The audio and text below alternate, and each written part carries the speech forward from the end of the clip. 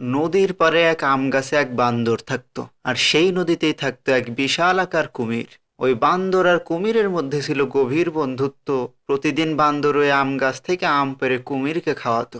একদিন কুমির একটা আম নিয়ে তার বউকে উপহার দিল, আর বলল, এই আমটি আমার বন্ধু বান্দর তোমাকে দিয়েছে, খাইয়ে দেখো, জনমের মতো মিষ্টি।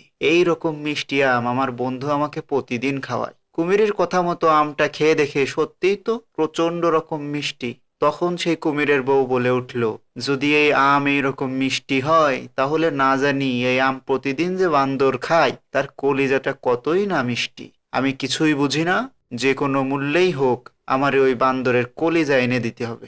বউয়ের এই কথা শুনে কুমিরটা পরের দিন বান্দরের কাছে যেয়ে বলল, ভাই বান্দর, তোমার ভাবি তোমারে দাওয়াত দিয়েছে। সে বলেছে বান্দর তোমার এত ভালো বন্ধু, তাহলে তাকে একদিন বাড়িতে নিয়ে এসো। কুমিরের এই কথা শুনে বান্দর কিছু না ভেবে এক লাফে কুমিরের পিঠে উঠে বসলো, আর বলল, চলো আজ ভাবির হাতের রান্না খাবো। কিছু দূর যেয়ে কুমির এবার বলতিছে, ভাই বান্দর, আসল কথা হলো তোমার ভাবি তোমার কলিজাটা খেতে চেয়েছে।